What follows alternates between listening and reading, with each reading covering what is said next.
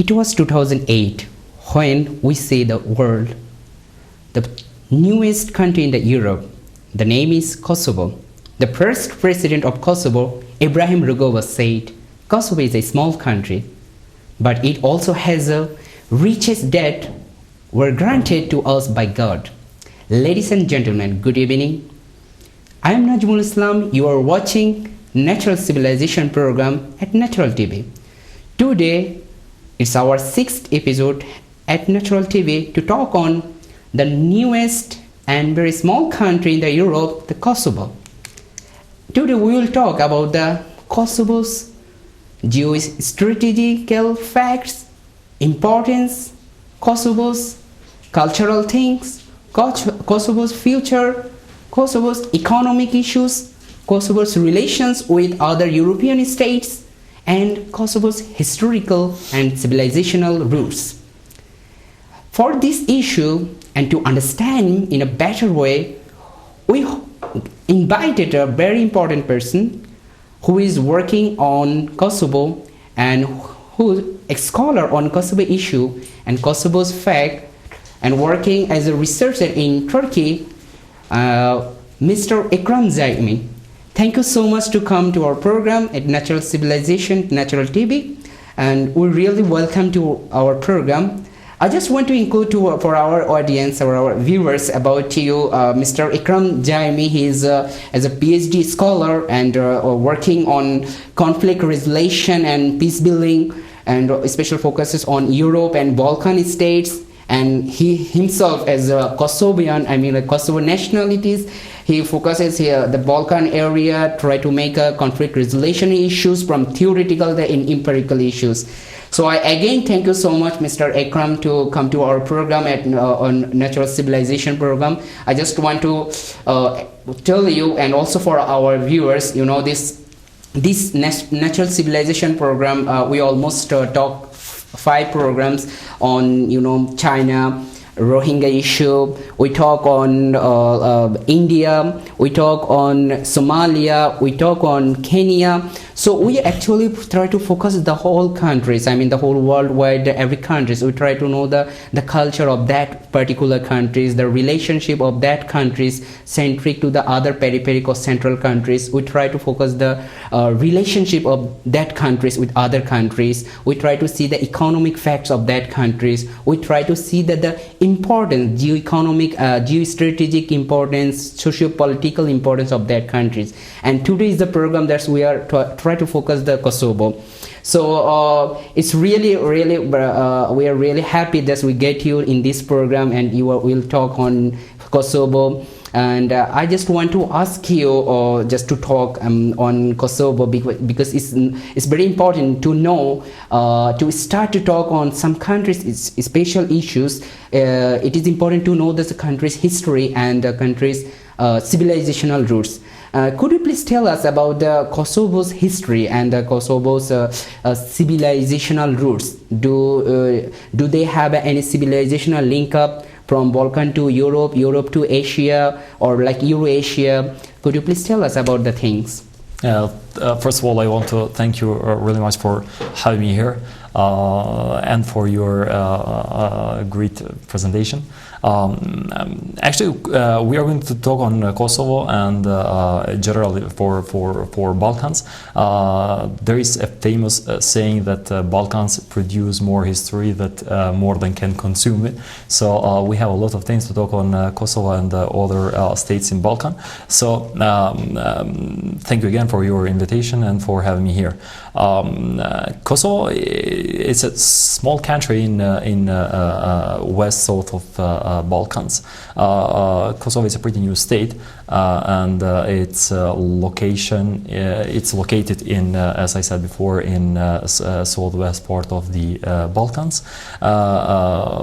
So the history of Kosovo it goes very far away until it started from or predecessors, we can say, or Illyrians, and the Illyrian state, let's say, the Illyrian community during the time, had a lot of tribes, and one of them was Dardania, and Kosovo is located in this part of the Illyrians. A long history, as I said before, goes back to different civilizations and different states that came in Balkan and invited the Balkan states, and of course one of the invited states was also Kosovo. Starting from Romans in before Christ in 168, and after that they brought also Christianity, and the Kosovo Albanians, or Albanians in general, was converted from paganism to Christianity. After that we can so this Christianity, it's a Byzantine, what we know about from the history, like Roman Christians. Do you have those kind of link with the Romans? I mean, Roman Christianism, or like Protestant, or what we know, like actually, Catholic Christian? First of all, you know, the separation between the in the Christianity religion, the division was mainly during the 10th or 11th century, as far as I know. So during that time, there was a Christianity, and Albanians took that as their own religion. After that, we have Bulgars, we have Byzantines and other perendaries who came in Balkans and also in Kosovo, but one of the most important of them was Serbian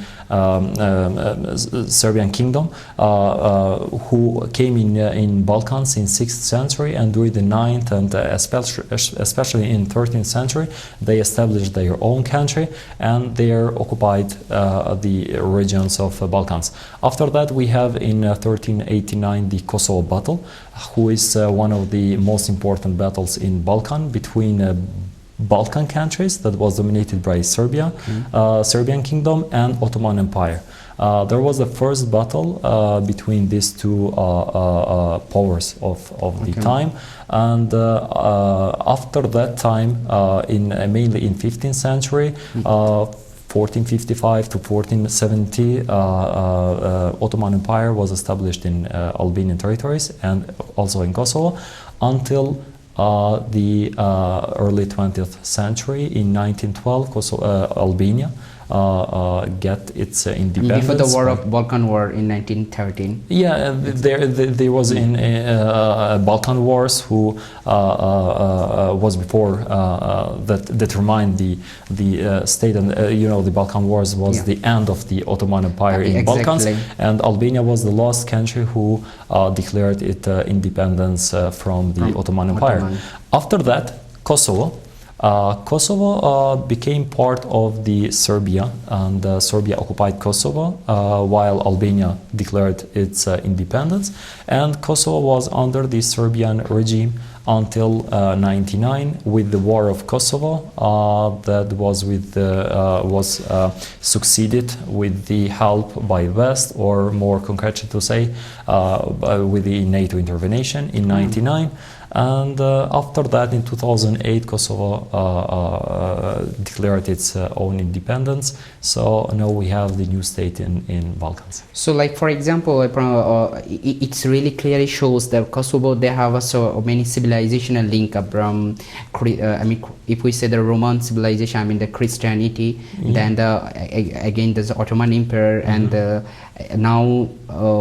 As we know that like they have a link up, and they was occupied by Serbia, so it shows that after Serbia occupied the Kosovo, until now, because Kosovo, they got independence in 2008. Yeah. So from 1990 to 2008, there was also some history. I mean, maybe conflict, maybe good side of Kosovo, maybe Kosovan people, they really struggled so much to get their independence. Could you please tell us, like, what's actually the main reasons of that crisis or the conflict of Kosovo? How the Kosovan people get this succession of their independence? Yeah, of course. As you said before, we started with Christianity, and after that, the most of the Albanians, especially during the 17th and 18th century, was converted in Islamism. They accepted Islamism as their own faith, own religion. After that, of course, we had some important places, cultural places, and religious places that was inherited from Christianity. During the Serbian kingdom, the Kosovo was the core place of Serbian kingdom, and that's why they established some important places for them. There are some churches who are Orthodox churches, of course, Okay. who right now are under the protection of UNESCO and stuff because of their importance. So after that, we have a lot of famous mosques that all of them represents the Civilizations, the differences in times and stuff.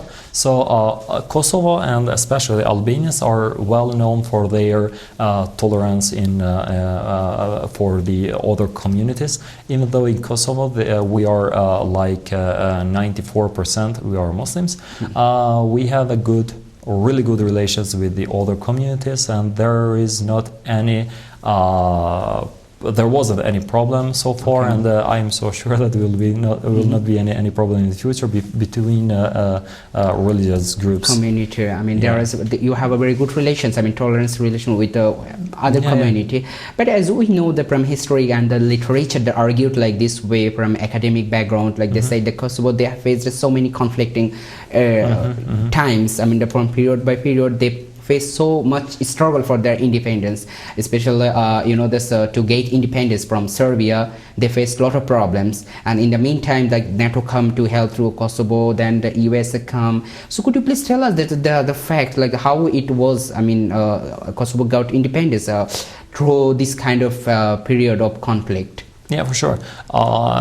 Kosovars actually struggled a lot to have their own country. To have their own state. If we start to discuss what the Albanians about the Kosovo Albanians passed under the Serbian regime, it will take a long time because it starts with the Balkan Wars and it continues for about 85 years. So there was a lot of struggles. There was a lot of moving people from one place to another, moving people, a lot of thousands of people, especially Muslims, was forced to flee from their houses in the Turkey direction and stuff. So I will be focused especially in the last period, what triggered the NATO intervention and what triggered the conflict between Kosovo Albanians and Serbia. During in 1974, with the constitution changes in Yugoslavia, Kosovo gained its autonomy. It was autonomy for Kosovo that provides some rights for Kosovo Albanians, and Kosovo was pretty satisfied with this situation compared to the previous one. But in that time, you have a good relations with Albania, isn't it? I mean, like actually, Albania faced one of the most wage regimes in Balkans as a country. It was under the communism during that time, and it's really interesting, but we couldn't have too much relations with Albania during that time because of the difference of regimes. Yugoslavia also was a same regime, but it wasn't like in Albania. So we got this kind of autonomy from Yugoslavia institutions during that time. We established our university. equality, there was a lot of rights in education, in health, in different topics, but was really important for Kosovo. And what happened during that time in Kosovo? We achieved to dominate to dominate the country with the people because of the natality. So because of the people that productivity was more during the time. After that, with the change of the regime in Yugoslavia in 1989, Yugoslavian authorities, they revoked the autonomy of Kosovo, and after that and previous of that, the students started some protests and stuff. We can say that the dissolution of Yugoslavia started in Kosovo and finished in Kosovo. With Kosovo. I see. It started like in 81 when Yugoslavia was composed from 7 countries. I think it is also important to mention, I mean, it will be also clear, like who are watching to our program, you know, in that time there was a Cold War. We know this, that there's a two bloc in the world, capitalist and a communist bloc. The one side is USSR, what we see the Russia, and the other side is USA, like a capitalist bloc, like we can say West Europe or West European countries. So like how, like you are saying the Kosovo, this the former Yugoslavia, they're I mean those kind of problem or conflict, whatever we say, they started by Kosovo and finished by Kosovo.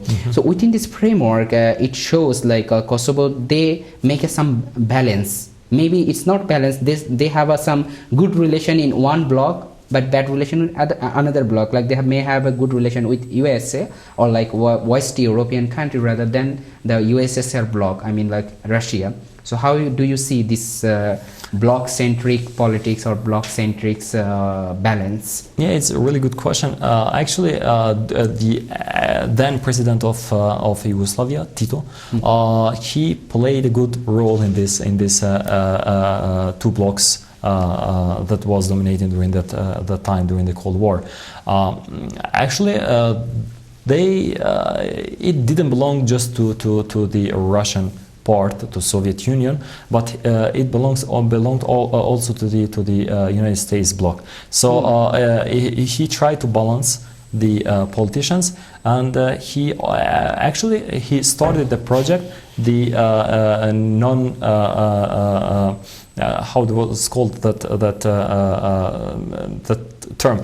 For now, I don't remember it, but he started a project that made this kind of balance between these two blocks. So he made some politics that satisfied the people that was inside of the country, and also made the balance between these two blocks. So after the regime changed in Yugoslavia, as I said before, they started some more pressure to suppress Kosovan people, to remove them from their working places, to remove them from the education system, from the health system, to remove them from their institutions. So they started to replace these working places with these Serbs that brought them from Serbia, from Montenegro, and from other places. So Kosovo Albanians started some protests and started their non-violent resistance, that was called during that time.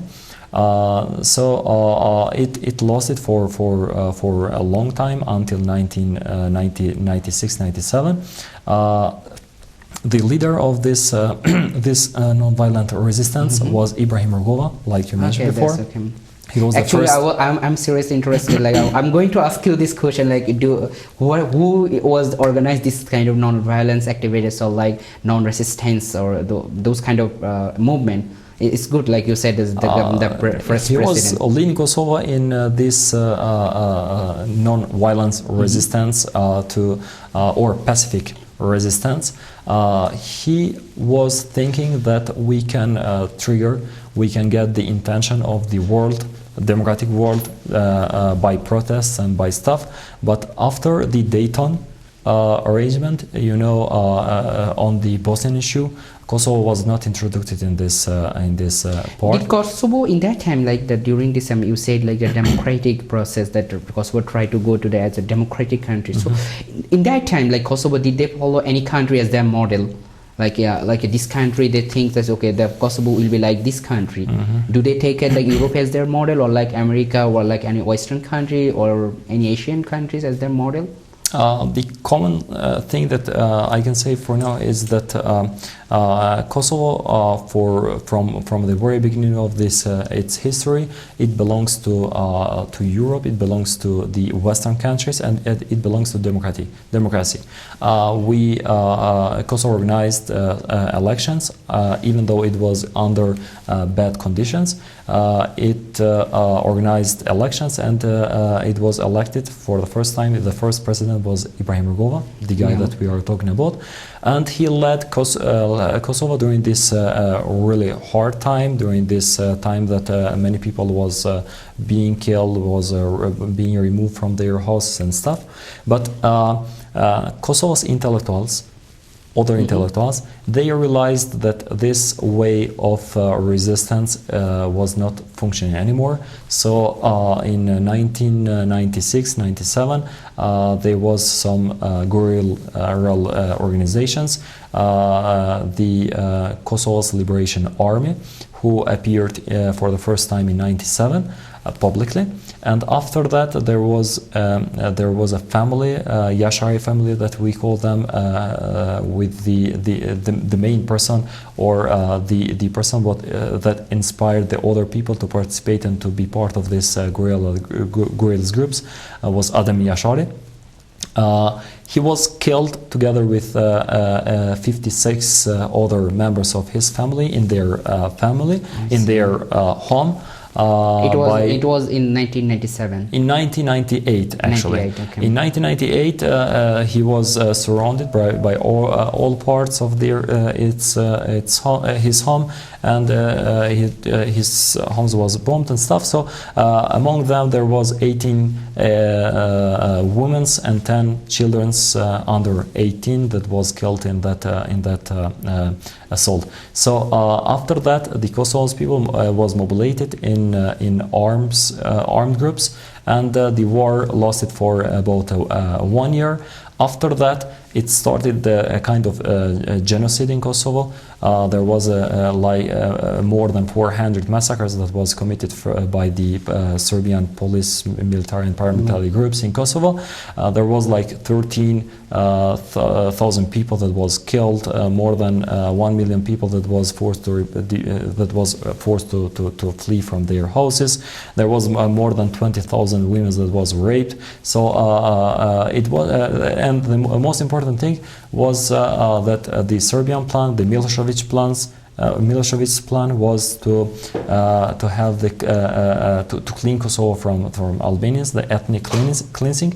So in order to prevent this plan, the western part, with the lead of the United States, they intervened. Of course, it started first of all the diplomatical engagement. To protect, to prevent this kind of genocide, what happened? Yeah, and after that, this kind of diplomatic engagement didn't work, they started, launched the NATO intervention, the NATO but bombing. There is an interesting question, Yugoslavia. because as you said that previously, like USA actually, firstly, they have a very good relation with former Yugoslavia. I mean, that the leader of, as you said, like he make a very good balance between two blocks. I mean, in the time of Cold War, the Tito. I think he's a Marshal Tito. Marshal Tito, yeah, exactly. So then how this USA, they changed their policy? I mean, they changed their policy to support Kosovo independence, for Kosovian independence. Why? Actually, during the Boris Marshal Titus, it wasn't any kind of direct intervention, because it doesn't need it, because during the time there was not any kind of pressure, or was not any kind of project for ethnic cleansing in Kosovo and stuff. But as I said before, in 1989 the regime in Yugoslavia changed. It came in power Slobodan Milosevic, and he abolished the Kosovo's autonomy. And after the abolishment of Kosovo's autonomy, he started his repression on Kosovars. And I think that he was, or in some extent, he was supported by Russia. Is it true? Yeah, actually, Serbians and Russians have traditional relations Good between relations. each others. So it was supported, but in some extents. Yeah. For example, let's say after the Arambulet conference, the contact group that was organized during that time, they came with a proposal which was accepted from the Kosovan part, but was refused by the Serbian part. Why was refused by the Serbian part? Because they was relying on Russians' support, and but this support was not arrived anytime from Russia. So after that, they started some other engagements to convince Slobodan Milošević to sign that agreement. It wasn't working in this way, so NATO decided to intervene in '99, in March '99. So even also, you know, this as so many articles are written about the Kosovo conflict and Kosovo crisis, as we see that USA gate and also NATO, as we know, the NATO is led by the US almost. So when NATO came and also the USA, can we say, like, can we argue like this way, USA came to the Kosovo for humanitarian perspective? What do you think? Like, is it actually for humanitarian, or is it actually for their own interest? Of course, all the countries have their own national interests to different issues that they do for other countries. But I truly believe that during that time it was called humanitarian intervention, and it was really a humanitarian intervention, and it was a strong support by NATO, by United States inside of the structure of NATO.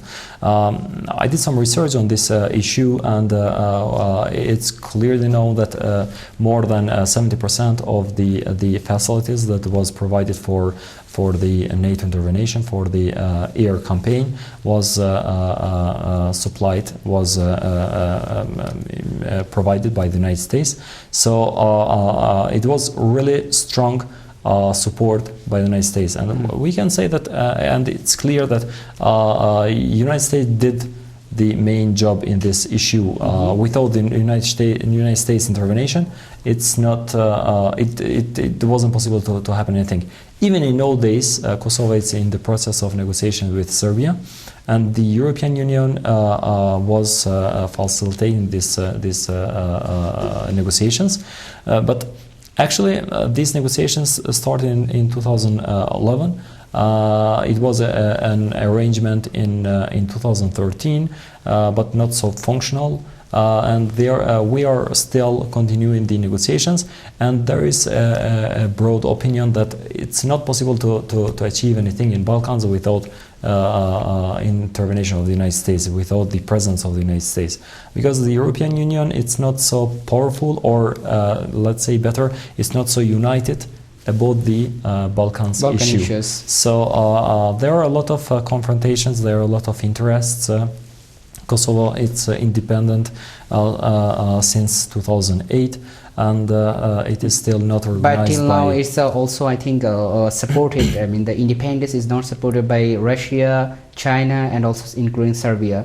So for this reason, I mean, Kosovo is not listed by the United Nations independent countries, if I'm not wrong. Yes, actually, Kosovo, after it got its independence from Serbia in 2008, previous to it was some negotiations for the final status of Kosovo. These negotiations was led by the Finnish president, Matti Ahtisaari, who came with the conclusion that the only possible choice along stability in Balkans is the independence of Kosovo. Sorry. But you know, this really like the Kosovo history, Kosovo's the conflict, the crisis, those kind of things. But above all these issues, like about, if we say beside this kind of issues, Kosovo is till now Kosovo is doing really great work. Kosovo's importance in Europe and West Bengal, even also Kosovo's relations to the whole worldwide, it's really great. I mean, the peoples of Kosovo is working, people, and also Kosovo's citizens, wherever they're going, they're doing their great work and footprints for the development of their country. By the way, I want to ask you, like, after independence, like Kosovo's, if we want to say to the here, like, okay, let's say the things that Kosovo are really famous, like what's actually the Kosovo is really famous for, or like including maybe for any cultural issues or maybe tourist destinations, if you want to include anything. Yeah, of course, we will come also to these issues, but I want to add that after Kosovo came want to declare its independence, it wasn't possible to pass this through the United Nations because of the Security Council. You know that the Security Council is composed from 5 countries, and 2 of them was against the Kosovo's independence, Russia and China. So because of Russia and China, because of the anticipation of the veto that can be used by Russia and China, this proposal was not passed through the United Nations. So Kosovo decided to declare its independence as a unilateral in decision to independent itself from Serbia. So Kosovo was forced to request recognition by state. So far Kosovo succeeded to achieve like 116 recognitions by different countries of the world, and to open more than 80 embassies, and to establish diplomatic relations with different states. And the last embassy that Kosovo opened is in Bangladesh. It's just 1 year before, I think. So Bangladesh is one of the states that recognized Kosovo, is one of the first countries that recognized Kosovo. And the geographical position of Bangladesh is very interesting, because the countries that surrounded Bangladesh was not so friendly to Kosovo. So it was a good, really brave decision of Bangladesh to recognize Kosovo. So after that, Kosovo is continuing its way to achieve these recognitions, but at the same time, it's continue its negotiation with Serbia to achieve an agreement to continue its way toward the European Union. And Kosovo, for Serbia, is the priority to be integrated in the European Union, and for Kosovo to be a full member of the United Nations. After being full member of the United Nations, for Kosovo will be easier for other process that we need to pursue for really establishment of the state. And that's the question that I would say I asked you, like the famous or the tourist destinations of, like, why actually Kosovo is famous, like if you want to include something. Kosovo actually, as I said before, it's a really small country in Balkans. It has like 1.8 million people, but it's famous for a lot of things. One of the things that was really famous, especially during the Yugoslavia period, was the minerals. That was really important, especially gold. There was a miner in a city in Kosovo that produced a lot of, especially gold, that was unfairly treated during the time. It was exported to Serbia, to Belgrade. So one of the things is this one, and the other things are mountains. They are beautiful mountains, especially they are used for skiing and stuff. So Kosovo has actually, as a small country, has a lot of things for visitors. But actually, Kosovo, it's the population of Kosovo, 25% is it's under the age 20. But 25 of the Kosovo population is under the age of 20. So it's really important for investments. It's really important for Europe also. And what's really important is that we have a lot of famous players, especially in football and in judo. For example, the world champion in judo is from Kosovo, Maylina Kelmani. She is really famous. Before 2 weeks in, if I'm not wrong, in Russia, she again won the gold medal. Another one is Jordan Shashiri. You know, he is really famous with the symbol of our national flag. Adnan Yanuza and other ones. But if we talk about the science, for example, there is Rita Ora, Dua Lipa. These two names are really famous in all the world, but two of them are from Kosovo. So there are a lot of new guys, young guys, who works hard to represent Kosovo abroad. In abroad, that actually shows that how much strong that's the Kosovo's Kosovian, we can say, like their diaspora and their representativity to their country, to the abroad. Yeah. By the way, like as you already talked about the Kosovo's, the background of their country and the history, including the civilization roots, even that why the Kosovo's so famous. But the things, the Kosovo's importance for Europe, if we see this, the Kosovo, this is in the position, we can say the heart of the Balkan area. Even also it's also important for the Europe. So how do you see why it is important for Europe, even also Balkan, including I just want to mention the one more questions, like the world is now moving from west to Asia, like in Asia, India and China is uprising, and they have a really greatest role in whole over the world. So how even also you see there the India and Chinese role in Kosovo, and including, that's what I ask you, Kosovo's in your position in Europe? As I said before, actually China and India and especially Russia, they are bringing some problems for Kosovo to be organized by other states. They are undermining the way of Kosovo to get the new recognitions, and they don't organize Kosovo because all of these countries, they have some domestic problems. They have some problems inside of their states with the countries that are asking for cessation from these countries. Let's say China, for example, they have the Syrian part of their country who are asking for to be independent, and other parts of China. India has also some places, like Kashmir and stuff.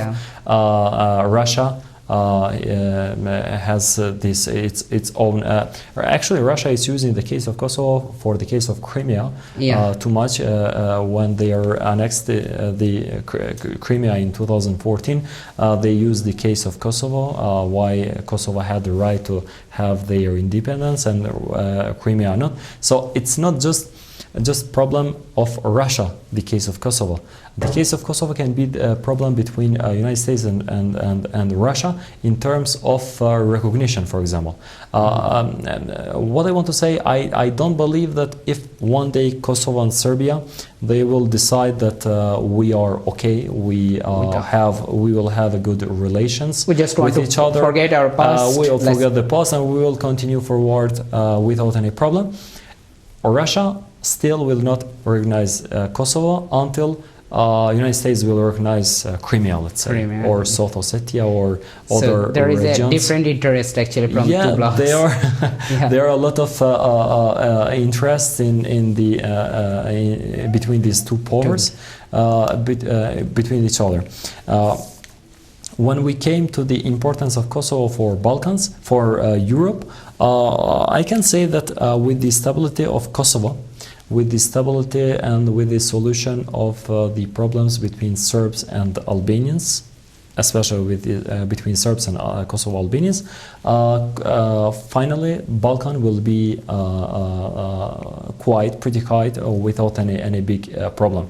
As you said before, right now the main issue for the world is not anymore Balkans. The crises are moved, let's say, in Middle East, or maybe also in